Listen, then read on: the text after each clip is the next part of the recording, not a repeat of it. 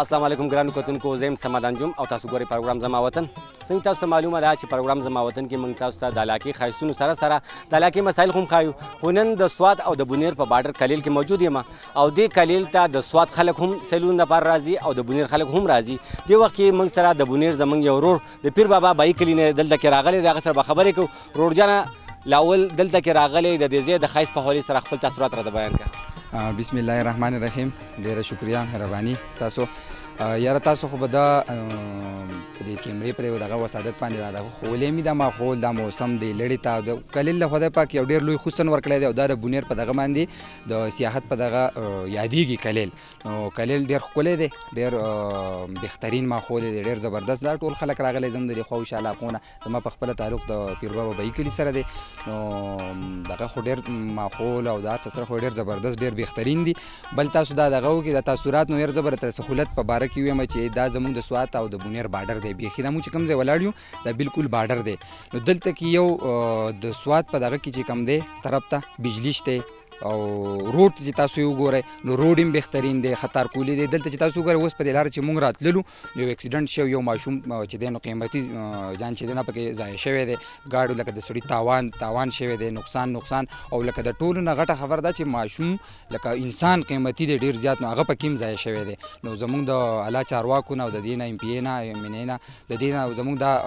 مطالبه ده چې یاره د دې ځای کې چې کم دی ته تاسو وګورئ نو سوات ته چې وګورئ نو هغه د سهولت په حواله باندې بجلی شته دی، روډ برابر دی. زموږ دې طرف ته چې تاسو وګورئ ټول دې خلکو سولر دغه لګولي دي، نو بجلی هم دلته نشته دی. او بله دویم دا خبر د روډ ډېر زیات مشکلات دي. نو که د دې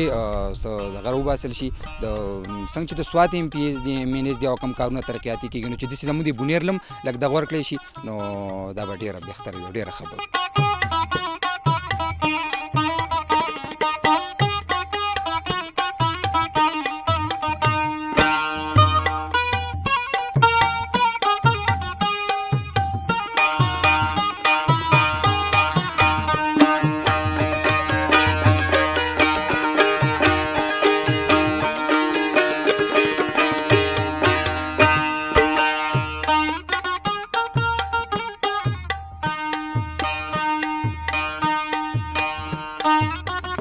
دا کوم ځای کې چې موږ ناست یو دا د سوات او د بونیر باډر کلیل دی. دلته کې چې کوم میلمانه راغلي دي هغوی سره به خبرې کوو. ورور جان لاول سره خپل پېژندګلو وکړه. بسم الله الرحمن الرحیم. زما بهرمن نوم دی، د بټۍ کلي او دلته چکر لرالو. کته ګرمي ډېره وه دوپو دلته ګرمي سیوا ده په بټۍ کلي کې، دغه هم د بونیر علاقه ده. تاسو کلیل ته بر راختلي، کلیل موسم مزیدار دی. دلته مزیدار دی، دلته ډېر ښکلي هواګانې دي. د دې ځایګي موسم ابوهوا ډېره مزیدارې ده ځکه دا سیلګرن دي دلته کې راځي او د دې هواګانو نه د دې موسم نه خوندونه اوچتوي. صحیح ده، دا خو مزیدار او جنت نظیر وادي د ښکلې موسمونه دي، زړه راښکونکي نظارې دي. خو دا راته ووایي دلته کې مشکلات څه دي؟ لږ څه مشکلات دي هغه تاسو څه ښکاري؟ دا مشکلات دي دلته چې دلته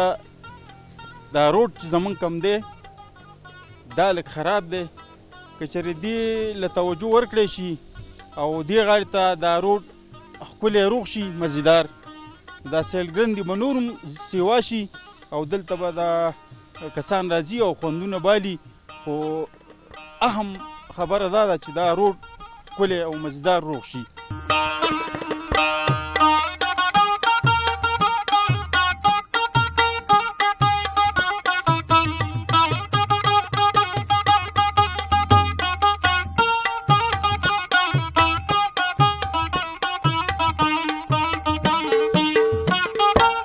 سوات د سټیټ په حوالې سره موږ سره خپل تاثرات شریک کړي چې د کلیل هغه وخت کې څه حیثیت و؟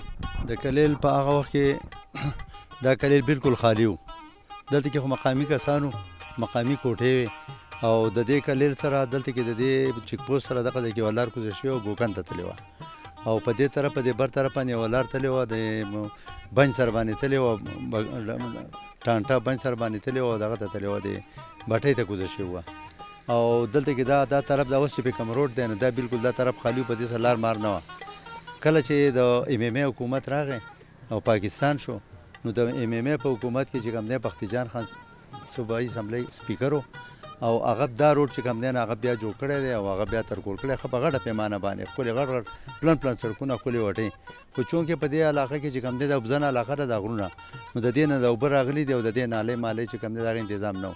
نو د هغه اوبو په وجه باندې په دې روډ باندې اوبه بهېدلي دي او دا روډ چې کوم دی نه خسته حال شوی دی دا برباد شوی دی محمد خان د بنچ سر پورې د هغه ځای پورې د په خپله ناظمۍ کې چې کوم دی نه جوړ کړی و دې پلته بیا نه و دې پلته نه و خو ده به د هغې دغه کوو کله سیمټ او کله ترکول او کله څه کله څه نو دا دغه خان به کوو بیا د هغې نه وڅو چې کله دا سپیکر او دغه شو نو بیا دې له اهمیت ورکړو او دا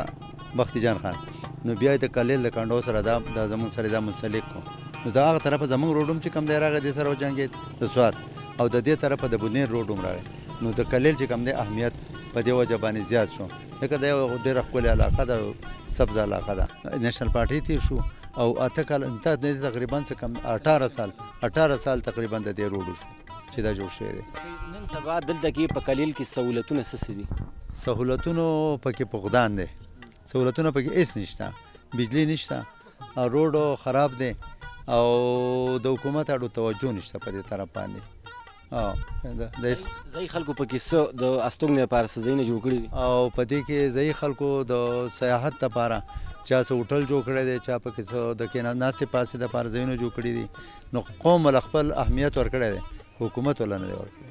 پوښتنه به څه کوئ د خپلو چارواکو نه به څه غوښتنه کوئ بس د هغو نه خو موږ دا پوښتنه کوو چې سوات بجلي راغلې ده د دې کنډاو پورې د هغه طرف او سړک هم صحیح دی نو موږ دا وایو چې د دې بونیر نه والا د پیر بابا نه او د کلیل د کنډاو پورې دا روډ هم جوړ شي او دې ته بجلي هم راشي او نور که پکې د سیاحت لپاره څه پروګرامونه چې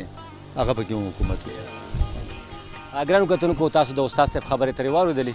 چونکې سوات لا او بونیر له خدای پاک ډېر زیات ښایست ورکړی دی خو لیکن د علاقې چې کوم چارواکي دي دوی پرې ځان ناغرضه کړی دی نو دې خلکو د حکومت وخت نه دا غوښتنه هم کړې ده چې د بونیر په باډر چې بونیر ته کله راوړي نو دې طرف ته بجلي نشوالی دی بجلي نشته دی په دې جدید دور کې دې علاقې د بجلي نه راغلي چونکې د علاقې خلکو دلته کې د ناستې لپاره د استوګنې لپاره دلته کې هوټل هم تیاري کړي دي کمرې هم تیاري شوي دي خو لیکن زمونږ حکومتي چارواکي په دې باندې ځان ناغرضه کړی دی نو دوی د حکومت وخت نه دغه مطالبه کړې ده چې دلته کې د بجلۍ مناسب بندوبست وشي او د دې ځای دا روډونه تیار کړی شي امید لرم زموږ نانی پروګرام به ستاسو خوښ شوی وي د راتلونکي یو بل پروګرام پورې د کیمرامین اجب خان سره سمد انجون اجازت راکوي په لوی الله مسپارم د الله په امان